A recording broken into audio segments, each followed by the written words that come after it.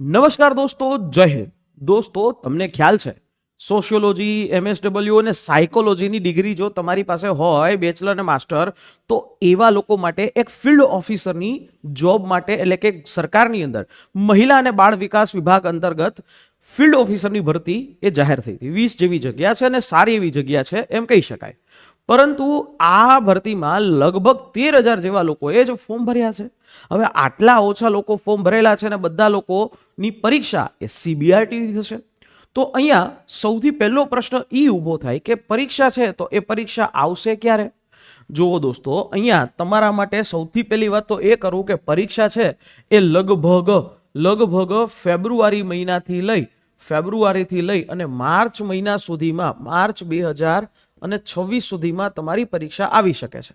બરાબર, આ એ સમય હશે કે જ્યારે તમારી પરીક્ષા છે એ આવી શકે એ સંભવતઃ શક્યતા છે. હવે તમને એ પણ ખબર છે કે તમારી પરીક્ષા પદ્ધતિ છે એ 210 માર્કની છે. આ 210 માર્કમાં 120 માર્ક છે એ તો તમારા ટેકનિકલ છે, એટલે કે જેનો આખો સિલેબસ તમને ઓલરેડી આપી દેવામાં આવ્યો છે. જગ્યા સારી છે અને જો તમે બીજી બધી ભરતીઓમાં મહેનત કરતા હોય પણ એની જગ્યાએ આ ટેકનિકલ સ્પેસિફિક ભરતીમાં મહેનત કરો તો એમાં રિઝલ્ટ મળવાના ચાન્સીસ એ વધારે છે. કારણ કે કોમ્પિટિશન લેવલ જે છે એ બીજી બધી ભરતી કરતાં ઓછું હોય અને ઘણા લોકો ખાલી ફોર્મ ભરવા ખાતર જ ફોર્મ ભર્યું હોય. તો તમે અહીંયા સેફ સાઈડથી એ રમી શકો છો. બીજી વાત કે તો હવે આપણને એક અંદાજો મારીને આપણે ચાલીએ કે 50 દિવસ પછી પરીક્ષા હોય તો આ 50 દિવસની સ્ટ્રેટેજી છે એ શું હોવી જોઈએ? આ 50 દિવસની અંદર કેવી રીતે આપણે કામ કરવું જોઈએ કે જેથી આપણે આ 210 માર્ક છે એ 210 માર્કમાંથી સૌથી વધારે માર્ક લઈ આવી શકીએ અને આપણે જે 2 ગણાનું અંદર જે ડોક્યુમેન્ટ વેરિફિકેશન થવાનું છે, ડીવી છે એ 2 ગણામાં થવાનું છે, એમાં આપણું નામ આવી શકે. તો એવી એક માસ્ટર સ્ટ્રેટેજી છે એ તમને અહીંયા આપીશ. સૌથી પહેલું કે તમારો ધ્યેય શું છે એ સમજો ભાઈ. તમારો ધ્યેય એ હશે કે તમારે આ પરીક્ષા છે એને ક્રેક કરવી છે. તમારે આ ફિલ્ડ ઓફિસરની પરીક્ષા ક્રેક કરવી છે. તો આ ક્રેક કરવા માટે સૌથી પહેલો વસ્તુ કે સિલેબસ શું છે એ સમજવું પડે. સિલેબસ એ આપણી પાસે ઓલરેડી છે. સિલેબસ વિશેની માહિતી ઓલરેડી આપણી પાસે બધી જ અવેલેબલ છે. તો શું કરવાનું? તો બીજો પ્રશ્ન આપણી પાસે એ છે કે હવે આ સિલેબસને પૂરો કેવી રીતે કરવો?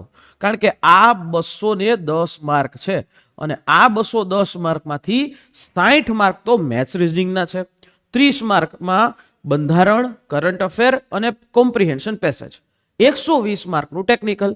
તો હવે એના માટે એક આખો રોડ મેપ તમારા માટે આપું છું.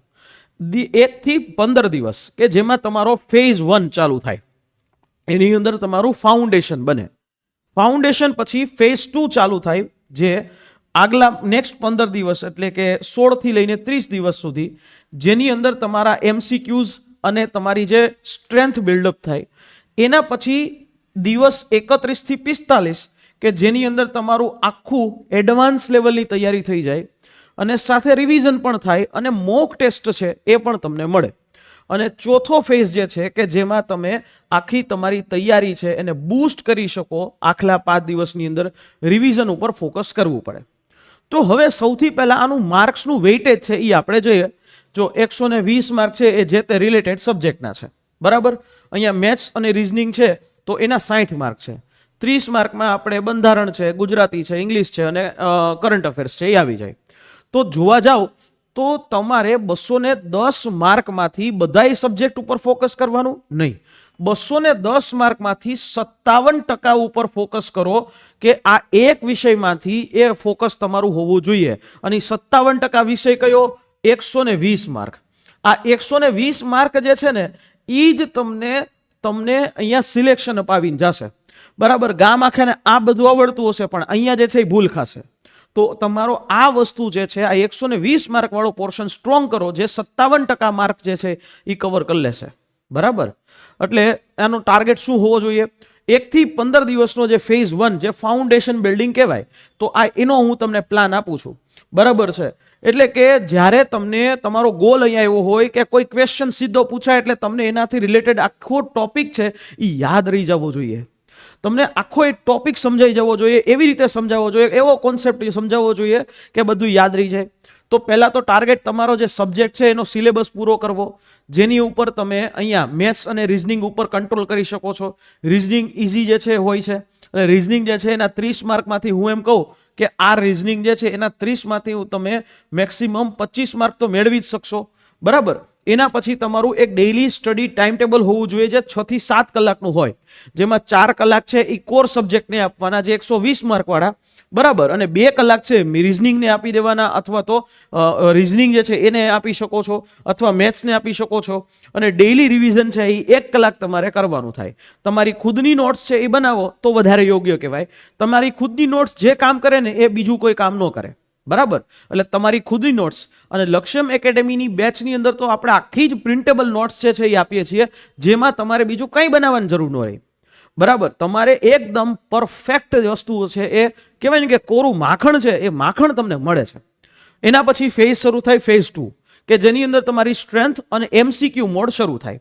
એટલે અહીંયા હવે તમારે તમારી જે વસ્તુઓ છે એને MCQ આધારિત તમારે લઈ જવી પડે. તમારી સ્કિલને ડેવલપ કરવી પડે MCQ આધારિત. કેવી રીતે? MCQ આધારિત તમારી સ્કિલ છે એ હોવી જોઈએ. એટલે MCQ છે એ પ્રમાણેની કામ થાય. એટલે અહીંયા ડેઇલી જે પ્લાન છે એ તમારો કેવી રીતે બને? તો કે ડેઇલી જે છે તમે 3.5 કલાક કોઈ સબ્જેક્ટને આપો, એમાં રિવિઝન છે, એડવાન્સ MCQ કરો, પછી એવા કેસ બેઝ ક્વેશ્ચન છે એ કરી શકાય, અને GK છે, પછી ગુજરાતી છે, ઇંગ્લિશ છે, કરંટ અફેર છે એ 1.5 કલાક કરી લ્યો, અને પાર્ટ A જે છે એ 1.5 કલાક કરો, જેમાં કોન્ટ રીઝનિંગ જે છે એ કરી શકો, અને આવી રીતે જે છે તમે કરી શકો. બરાબર. પછી તમારો સંપૂર્ણ ટાર્ગેટ ઉપર એટલે કે સિલેબસ ઉપર કંટ્રોલ આવી ગયો હોય, એટલે પછી 31 દિવસથી લઈને 45 દિવસનો જે સમય હોય એ તમારો પરીક્ષા જેવો માહોલ તમારે એને બનાવવો પડે કે ભાઈ કાલે જ પરીક્ષા છે, અને તરત જ આપણા જે વીક સબ્જેક્ટ હોય MCQ તમે સોલ્વ કરો એટલે તમને ખબર પડી જાય કે મારા વીક સબ્જેક્ટ કયા છે, મારા વીક ટોપિક કયા છે.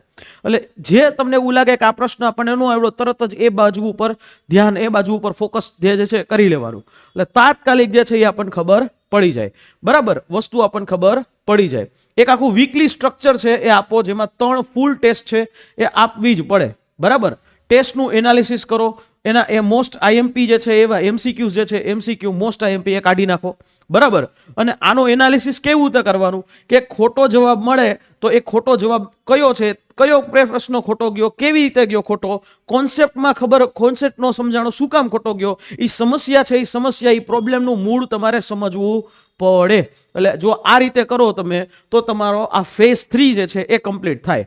અને પછી આવે ફેઝ 4. જે 5 દિવસ છે, આ 50 દિવસની અંદર આ પરીક્ષા થઈ શકે જો આ સ્ટ્રેટેજી ફોલો કરો, આ પ્રકારનો 50 દિવસનો પ્લાન ફોલો કરો. એટલે લખી દઉં તમને આ કોરા કાગળની અંદર કે ફિલ્ડ ઓફિસરની પરીક્ષા તમારી પાસ થાય.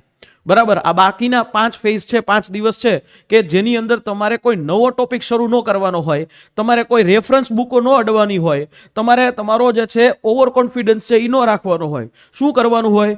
તમારે તમારા બનાવેલા જે નોટ્સ છે એ તમે વાંચી શકો છો. લક્ષ્યમ એકેડેમીની જે પ્રિન્ટેબલ મટીરિયલ છે એ તમે સ્ટડી કરી શકો છો. એવી જ રીતે તમે રિવિઝન જે છે એ કરી શકો છો. અને PYQ તો આ વસ્તુ કેવી છે કે ભાઈ આની પહેલાની ભરતી જે છે એ અલગ હતી અને આ અલગ છે, તો PYQ બને એટલા આ તમને નહીં મળે. તો એના કરતાં તમે મોક ટેસ્ટ ઉપર વધારે ફોકસ છે એ કરી શકો.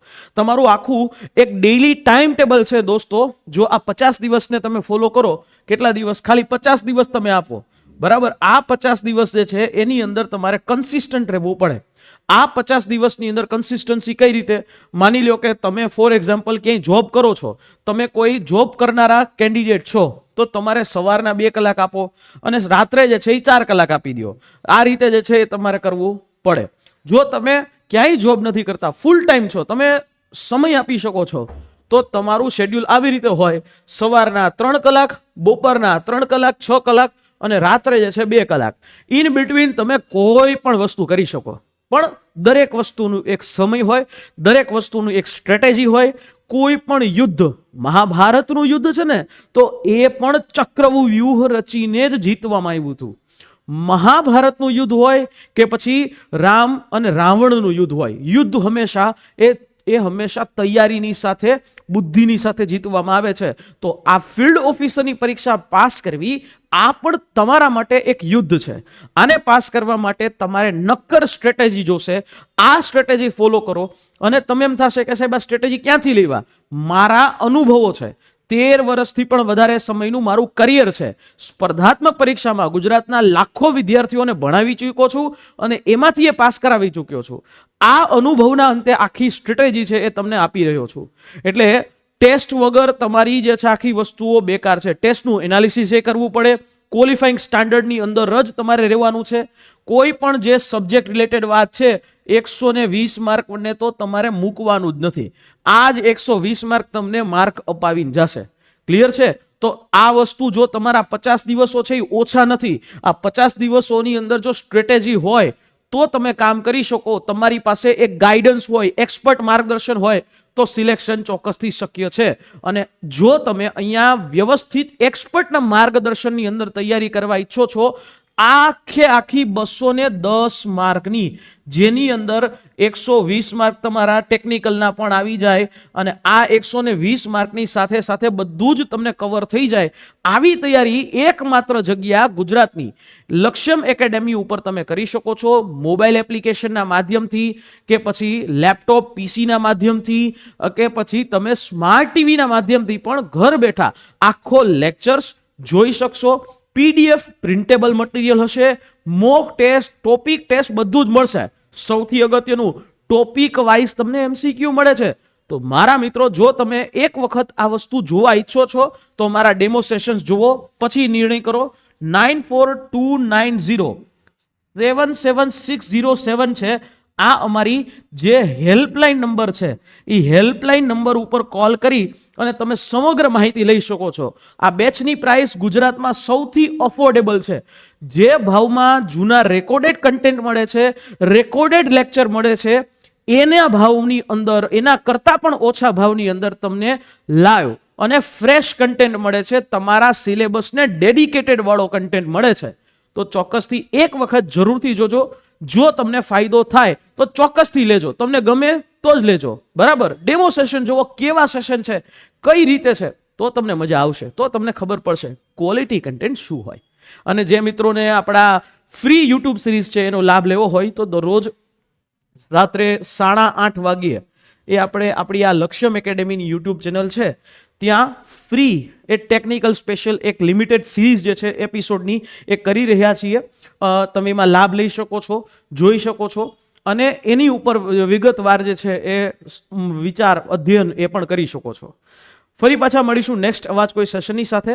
પણ હા, અમારી આ ટેલિગ્રામ ચેનલ છે ને એને જોઈન કરવાનું ભૂલતા નહીં. યુટ્યુબ ચેનલમાં પણ સબસ્ક્રાઇબ થઈ જજો કે બીજી બધી વસ્તુઓ કરતાં આ ચેનલ તમારા કરિયર માટે એ ખૂબ ઇમ્પોર્ટન્ટ છે. આશા રાખીએ માહિતી સમજાઈ હશે. ફરી પાછા મળીશું નેક્સ્ટ આવા કોઈ વિડીયોની સાથે. ત્યાં સુધી જય હિન્દ, જય ભારત.